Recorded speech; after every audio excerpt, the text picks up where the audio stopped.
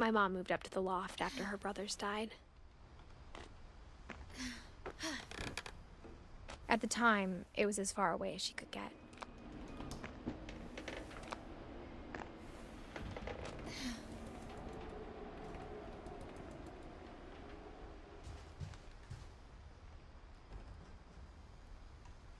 Religion was another thing my mom never talked about, but I think it helped her a lot after her dad died.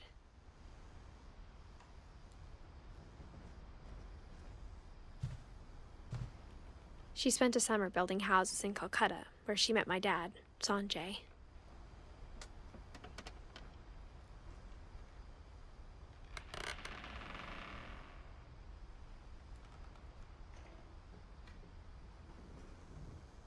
My mom moved to India a week after graduation and got a job teaching English. Louis was born a year later.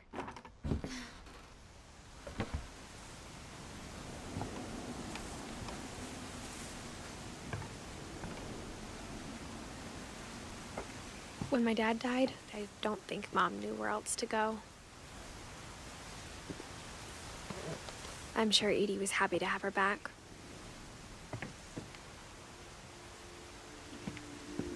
The house had to get a little bigger, but Edie was used to that.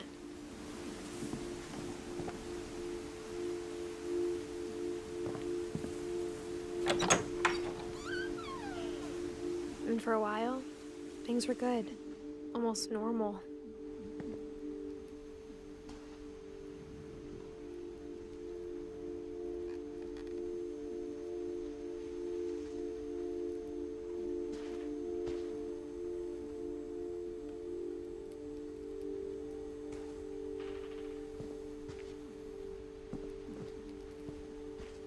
But it didn't last.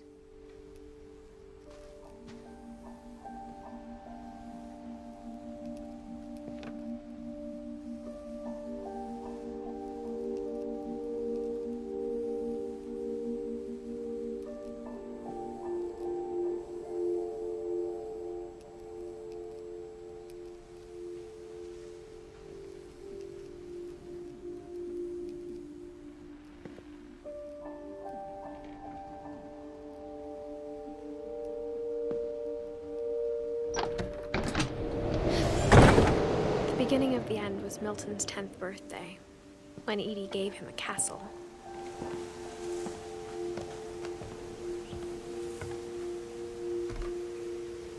After Milton disappeared, the only thing he left behind was a room full of paintings.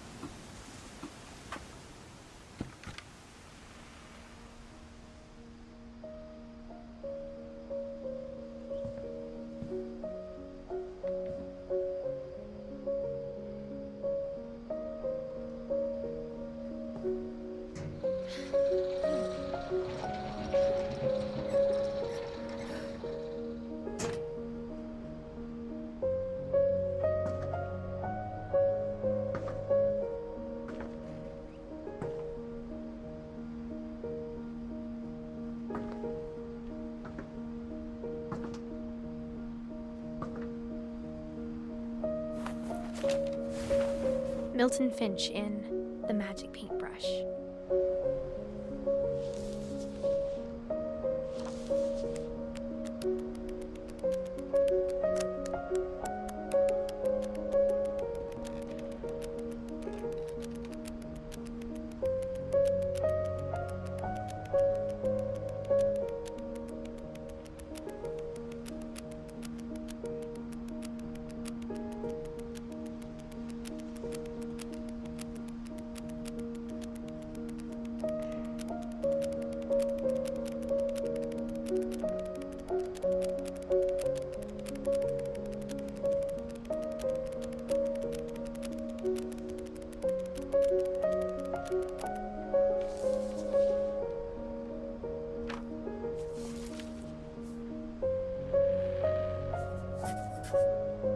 I was 4 when Milton disappeared.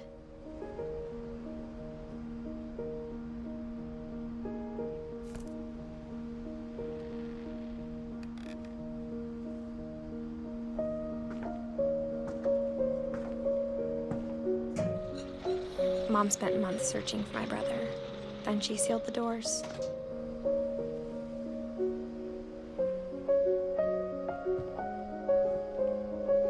Whatever Milton had found in the house, Mom didn't want it getting out.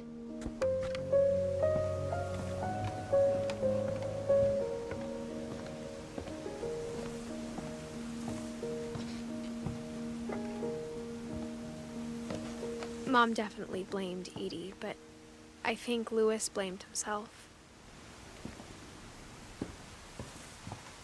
After he graduated, he just spent more and more time in his room, until Mom got him a job at the cannery.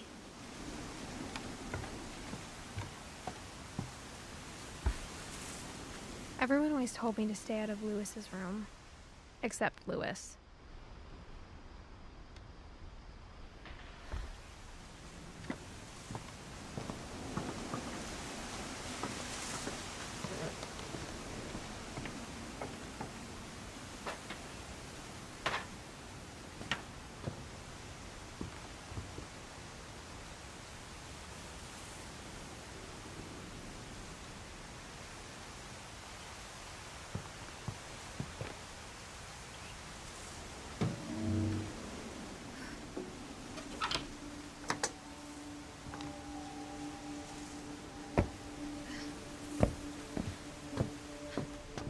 Lewis's room smelled very, very familiar. That part of him lived on.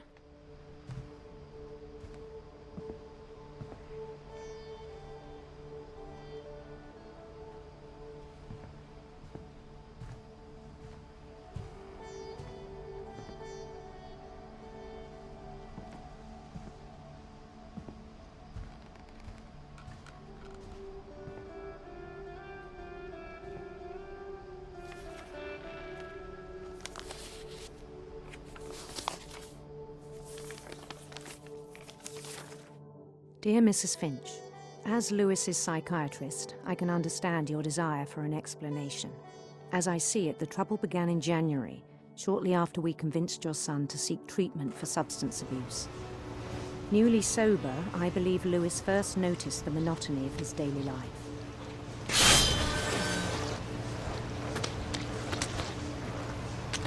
He kept working at the cannery, but he withdrew part of himself. In our sessions, I saw the same behavior. His mind began to wander. I asked him to describe it. He said he started small, imagining a labyrinth.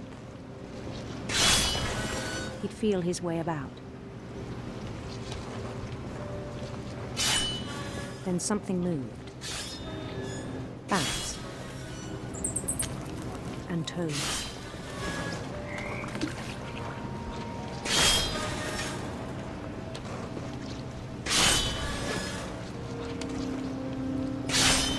And things that have not names. He knew it was all in his head.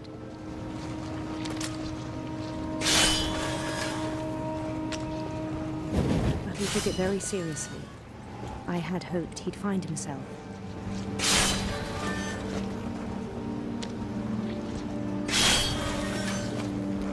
But he found something more.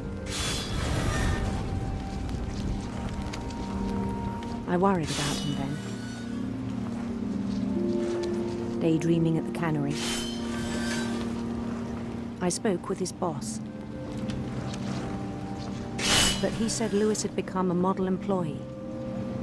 Methodical, tireless, focused. Like a whole new Lewis. So I let him go on.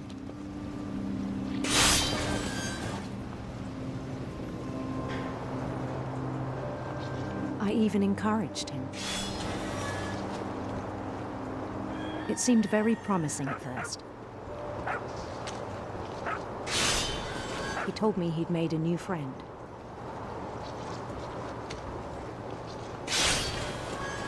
On the edge of a city he named Lewis Topia.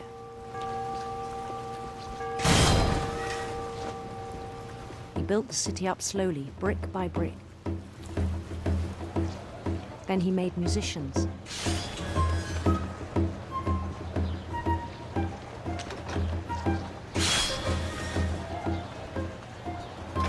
And songs for them to play. He talked about starting a band. And he was always humming something. Every day his imagination grew stronger.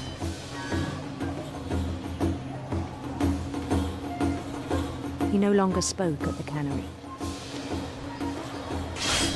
But his chopping was as reliable as ever. Then one day it struck him that all the cheering crowds, even the stones under his feet, were all in his imagination. So he could do whatever he wished.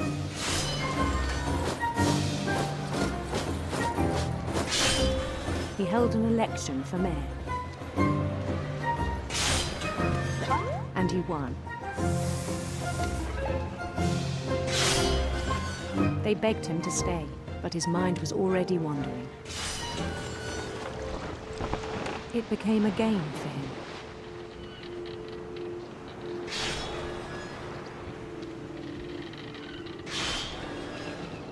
He'd conquer a city, then immediately push on. New Louisville.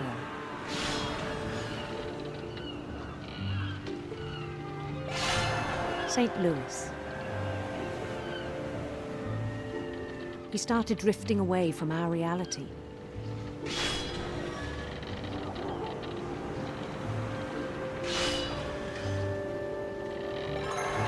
Minneapolis, until one day he forgot to go home from the cannery. Even as his mother pleaded with him, part of Louis kept sailing on.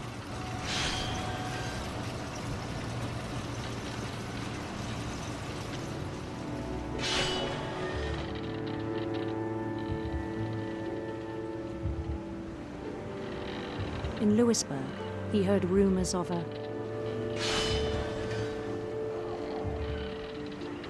beautiful prince.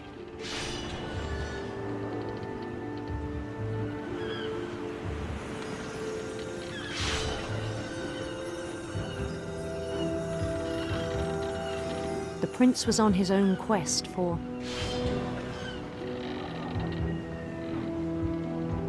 radiant rainbows.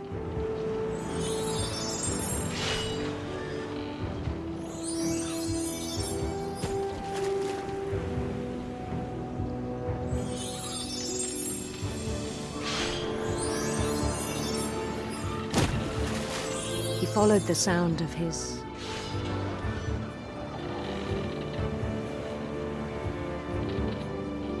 silver harp.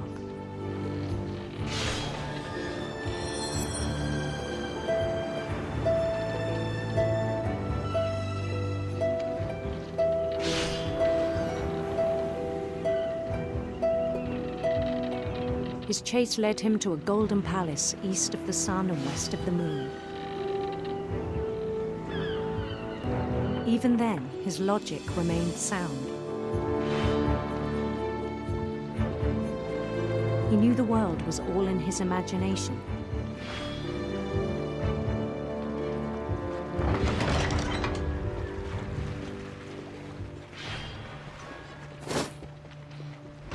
But he was so proud of having created it. In his own eyes, he'd become something greater than a king.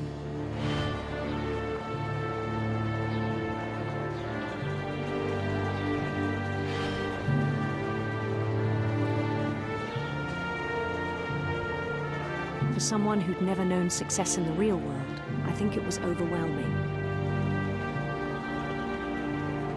And then it struck him that the real Louis was not the one chopping salmon, but the one climbing the steps of a golden palace.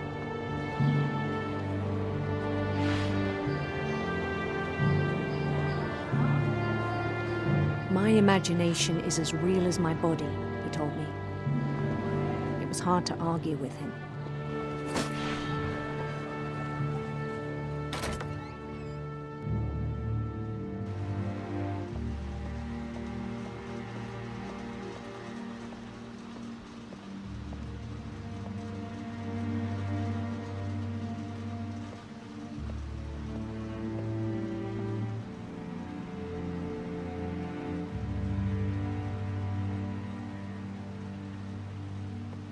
began to forget the world we know.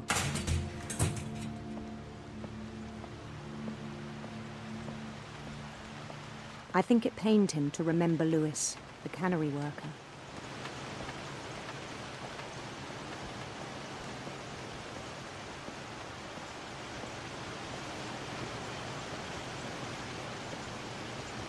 He began to despise the man with a royal contempt.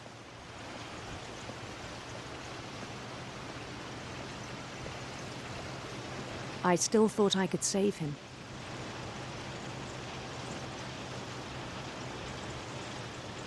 Even after he said he was being crowned king over all the lands of wonder.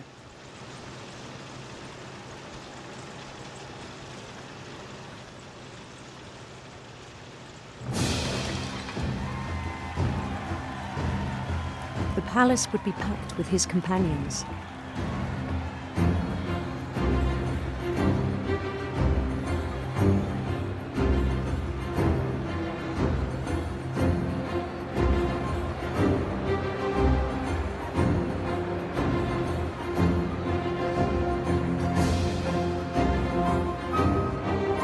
Including the wise Calico who had insisted on advising him.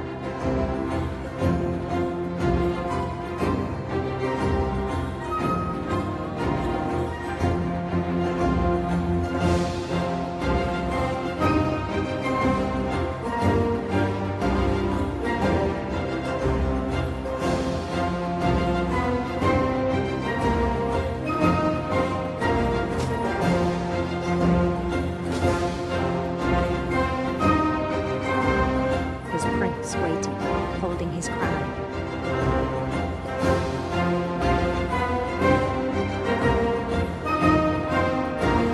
There was only one thing left to do.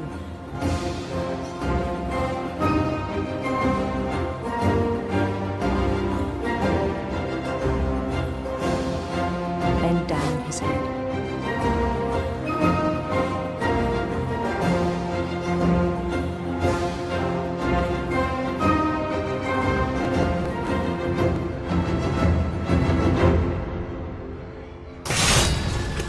I think you know. Mrs. Finch, your son was a kind man who will be missed by all of us who knew him.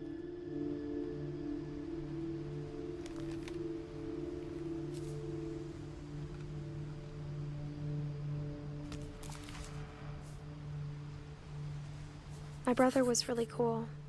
I wish you could have met him.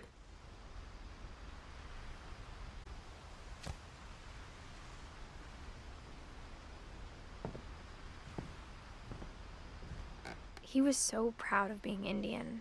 I think for him, it was a way to be something other than just a Finch.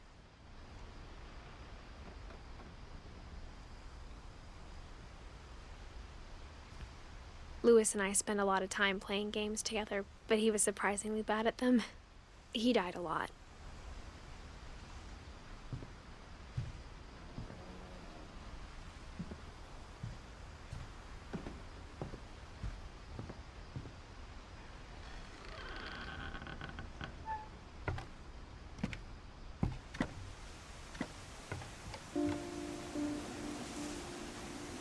On the way back from Lewis's funeral, my mom told me to start packing.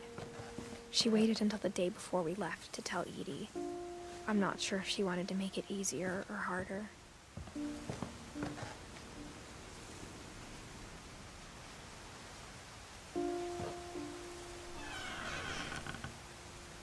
I wish we'd stayed. But I understand why we left.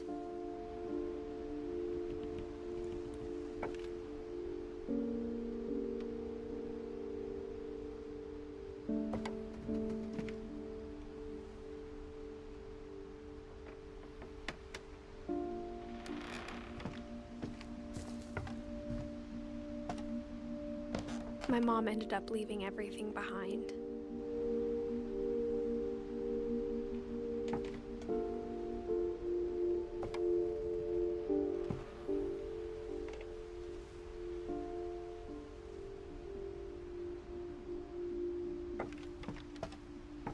What happened that night had been coming for a long time. Maybe you should have come sooner.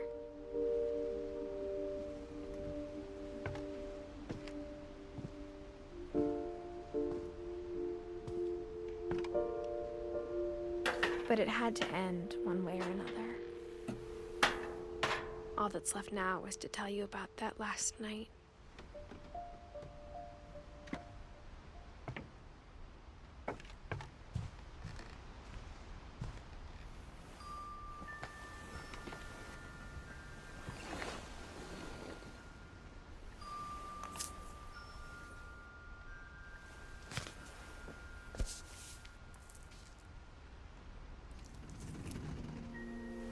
That whole last day, Edie just watched us pack and didn't say a word. Until supper, when she raised her glass and said, "To our final night together, and all our final nights apart." Grandma, you know what I said about alcohol. Some of your medications are very Edith, specific. I left a present for you in the hallway. Why don't you go open it? The grown-ups have to argue now. I'm sorry, you're right. We're all leaving tomorrow. Let's just enjoy our last... I'm not leaving. Edith, you're excused.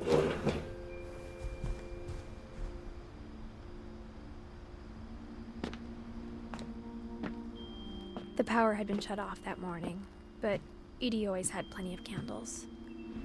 When my mom sealed the library, I don't think she knew about the other entrance. Or that Edie had a key to it.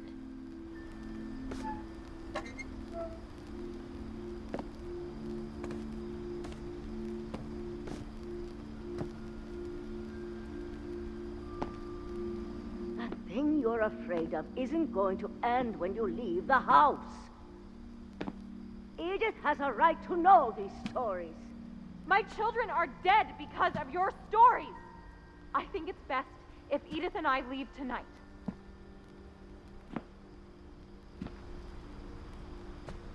We'll have the nursing home send a van for you in the morning, okay?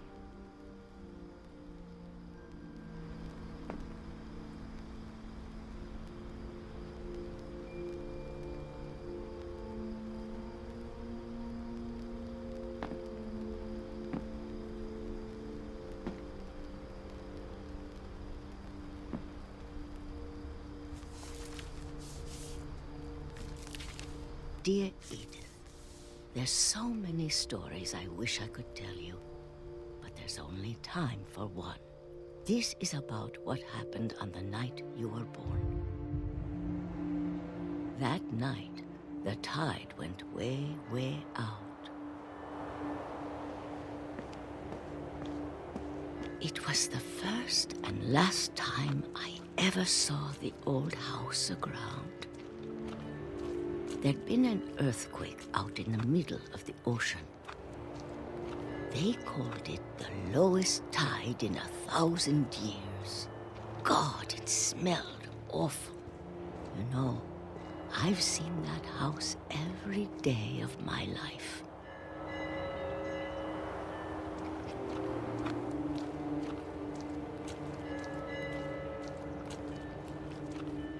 But I never thought I'd go back to it. When the fog rolled in, I lost my way.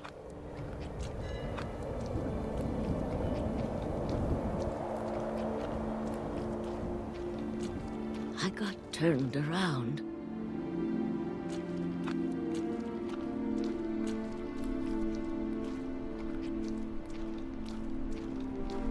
I started seeing things.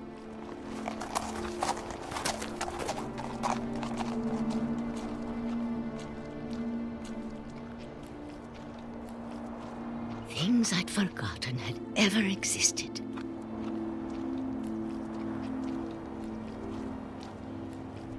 But when I saw them, they felt like old friends.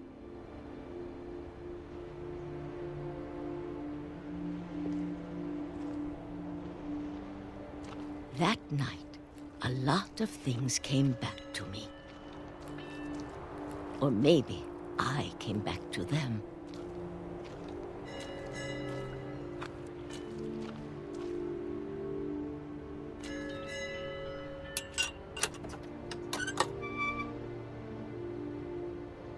Things I can't explain, but that I need you to try and... Edith, what are you doing in here? It's mine. Edith! Mom, you're gonna rip it! Let go! I kicked and screamed, but Mom dragged me to the car.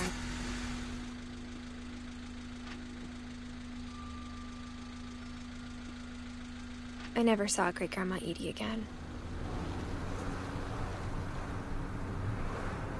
The next morning, the van came to pick her up, but she was already gone. After that, we moved around a lot.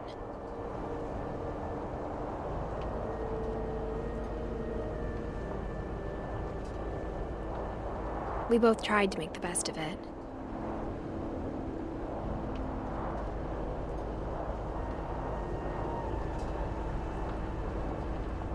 A few years went by.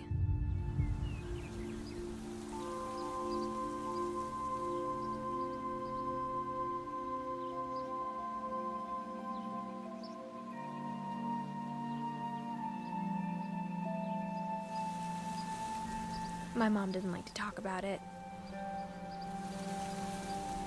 But she started getting sick a lot. The rest happened pretty quickly. She got better for a while, and then she didn't.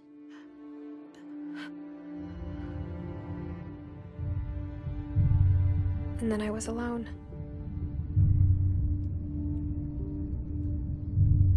The last Finch left alive.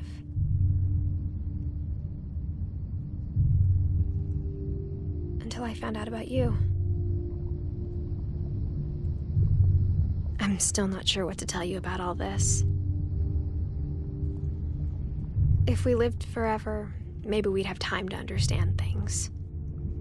But as it is, I think the best we can do is try to open our eyes. And appreciate how strange and brief all of this is.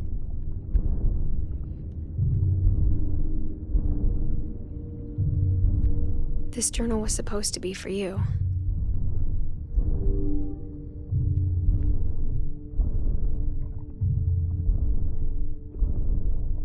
But now I hope you'll never see it.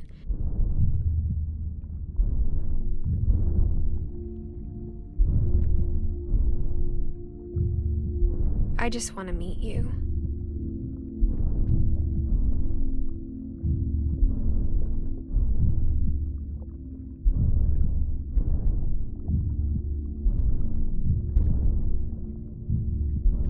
And tell you all these stories myself.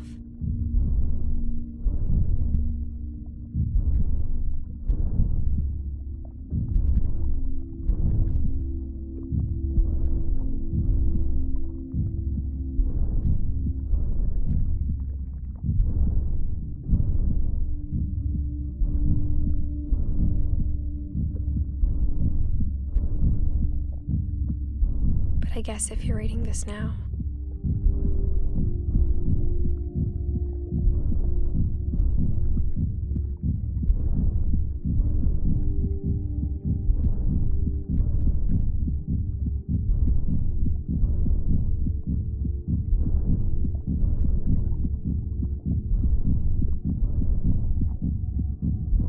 things didn't work out that way.